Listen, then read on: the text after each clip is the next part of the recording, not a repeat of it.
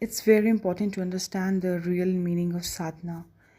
Uh, unless or until we know what sadhana is, why we do sadhana, what is the purpose of sadhana, so there is no use of sitting idle, meditating or nothing. So it's very important to understand what is sadhana. Sitting with folded legs in Padmasana and eyes closed, inhaling and exhaling is not a sadhana. Detaching yourself from the outer world and diving deep inside yourself uh, is the journey to know yourself. So, sadhana is done with proper mantras. Sadhana can be divided into various parts: Jar sadhana, Bhav sadhana, Abhidhyána sadhana, and parishrama and dharma. So, sadhana is a beautiful spiritual journey towards Param Purusha, detaching yourself from the material world, moving inwards rather than outwards. Sadhana is done to realize yourself, your inner self. So, it is a self introspection to know the I feeling within you. In sadhana, you pray to Param Purusha, you surrender yourself to him and say, "Oh Lord, you are just mine and you belong to me only." That is the real surrender and true love towards Param Purusha. This is known as a bhav. It's like one to one, God in you. So sadhana is the discipline of the soul, a daily spiritual practice that brings inner peace and clarity. So, the fight against obstacles in the material world is known as Jar Sadhana, or the fight for material progress. When we pray to God, we always pray, God, give me this. When you're literally, asking for various things from God, when you demand something from God, that is a Jar Sadhana.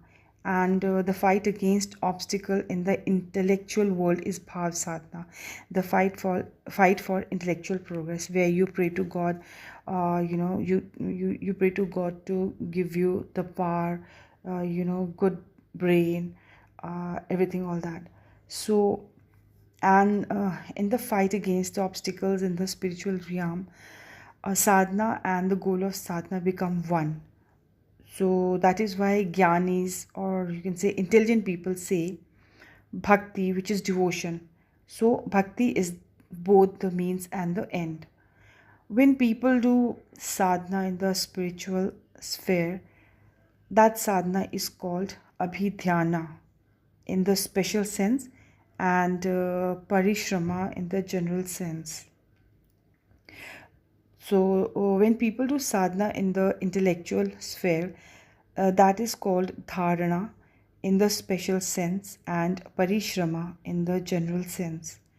When people do jar sadhana in the material sphere, it is called shrama in the special sense and parishrama in the general sense. So, abhidhyana, dharna, shrama, and parishrama are all the important factors that make existence meaningful. And the combined name for all these factors is yoga, and which is a nutshell, is the technique of work. So it is important to understand that shrama, dharna, and abhidhyana, these have the greatest value as the means for the highest expression of human activity. So we see that shrama and parishrama in the material world, dharna and parishrama in the intellectual world, and abhidhyana and parishrama in the spiritual world are essential for all round development. You can say all round fulfillment. So, this parishrama is the first and the last step towards the mundane success, psychic achievement, psycho spiritual attainment, and spiritual fulfillment of human beings. That is why Shiva said in clear language, without parishrama, success in any field of activity is impossible.